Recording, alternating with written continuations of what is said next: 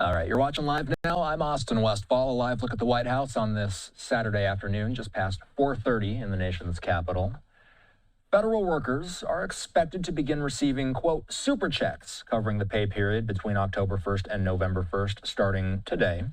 According to an official from the Office of Management and Budget, different federal agencies have different pay schedules and payroll providers, so back pay isn't exactly going to arrive at the same time for all federal workers.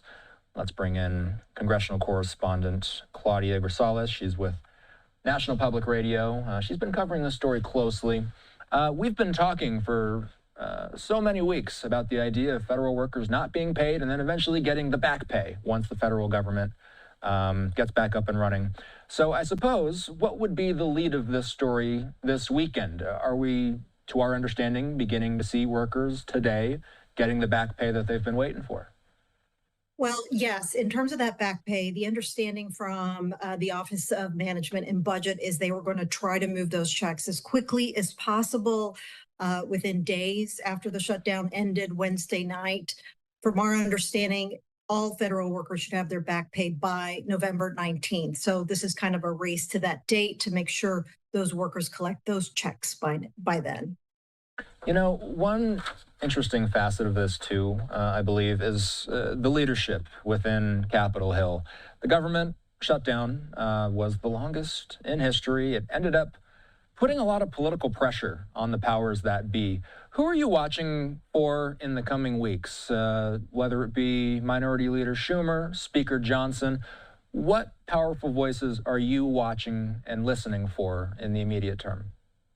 Yeah, those are exactly the two leaders I'm watching. And in that order, Schumer and then Johnson in the House. But Schumer in the Senate has had a very difficult road, especially since the first threat of a government shutdown that came pretty close earlier this year. Schumer initially signaled that Democrats were going to hold off their votes, but they quickly folded. And that led to quite the backlash among the party's base. There was even talk of Schumer being removed at that stage as leader openly. And so they tried a different tactic this time. They waited out for these 40 some odd days. And Schumer did not vote with the 8 Democrats who defected and made this deal with Republicans. And so he's faced backlash again. And the concern there is that it signaled one of two things. One, he doesn't have control of his caucus, or two, that he implicitly signaled to this group that would be okay if they defected. And either one does not play well with the base. So he's still facing heat, even though he changed tactics this time around.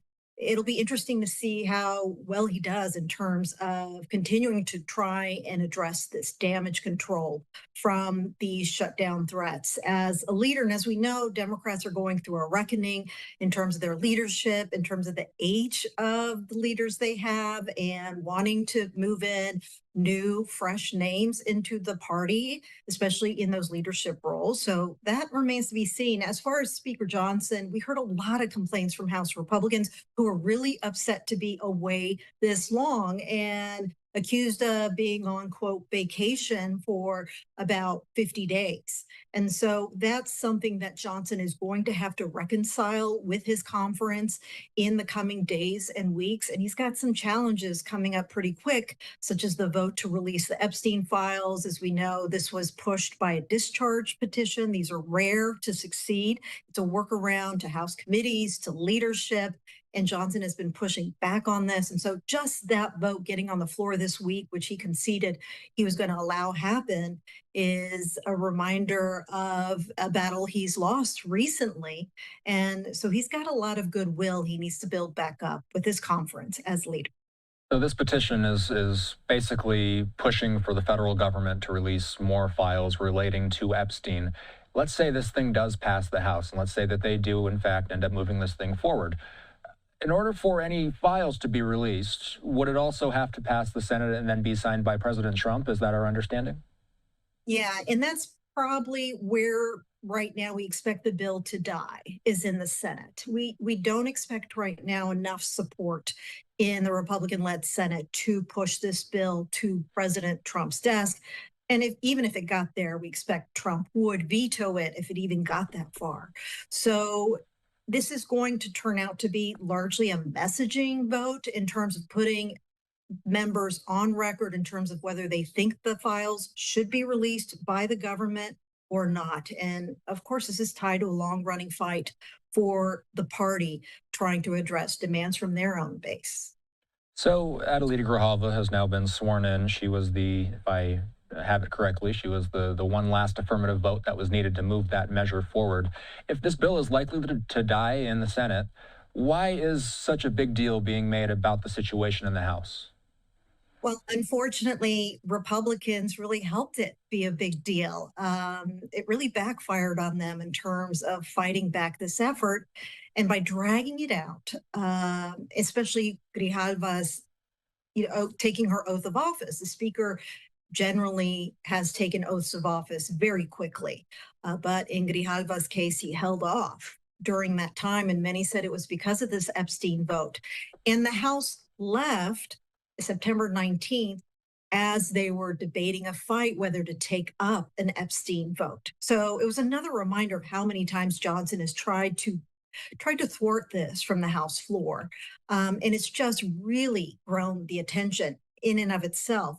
And as we know, if we backtrack to the campaign last year, a lot of Republicans, including President Trump, promised to release these records as a campaign promise. And that riled up the base. They said Republicans were breaking their promise, and Democrats have stepped in as a bit of a political calculation to fan the flames here. And they were the ones who released these key emails this week mentioning the president. And then, of course, we saw the Republican-led House Oversight Committee release hundreds later. However, because of the buildup over the past year, that's why this vote, which is finally getting to the floor after getting those 218 signatures, all of it is pretty rare to see happen. And for it to succeed, even more rare. That's part of what has drawn so much attention to it. Let's move ahead here. Let's move ahead to late January.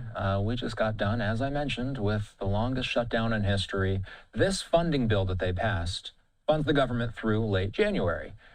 How likely is it that we're going to end up having the exact same discussion come, 2.5 months from now? It could be likely. That was one thing we heard a lot of jokes about the night of the shutdown. I can't wait for shutdown 2.0 because that next deadline is just around the corner, just a few weeks away. And Democrats have shown they're willing to withhold those votes. They're willing to filibuster any kind of a funding plan in order to extract a deal. Now, in this attempt, they got a promise for a vote in the Senate. And those who defected, those Democrats like Jeanne Shaheen of New Hampshire, they're facing a lot of fire for accepting this deal and helping it move forward, getting it passed out of the Senate. And so Shaheen and others have said they're going to make good on this promise, that they're going to make a deal with Republicans addressing these expiring subsidies for the Affordable Care Act. And if not, Shaheen has said January is around the corner and we'll do it again until we get this addressed. But healthcare has proved to be such a challenge for Congress to address. It's tough to imagine they're going to get this done in a matter of weeks.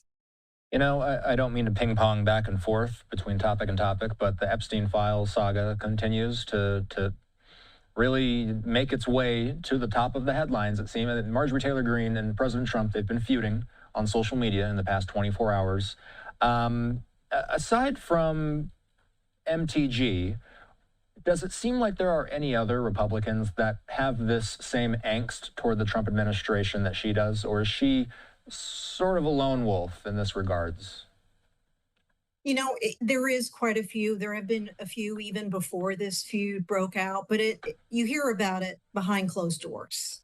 And Republicans know if they're going to come out against the president, they will pay a price. We've seen Thomas Massey, the Republican from Kentucky, who led this Epstein discharge petition, who has fought against funding measures that have been pushed by the president, pay a dear price. He is facing a heck of a war chest in Kentucky to get reelected. And so MTG is now in that same position. We'll see if they can find a way to make up. We've seen the president do that before with some of his political enemies within the Republican Party.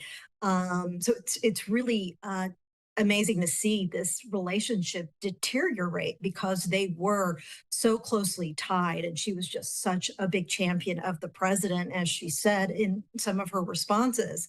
And so what we could see is other Republicans who are in agreement with Marjorie Taylor Greene may keep their concerns still behind closed doors. But as we saw at some moments in recent weeks, for example, we saw Republicans talking to the president about the purchase of beef overseas instead of addressing farmers' products here in the United States. They are raising issues they have with the president. They're breaking with him a little bit more. But will they go as far as MTG? That seems doubtful right now. I think they'll continue for the most part to keep those concerns behind closed doors. Claudia Grisales is a congressional correspondent for NPR. Thanks. Thanks for having me.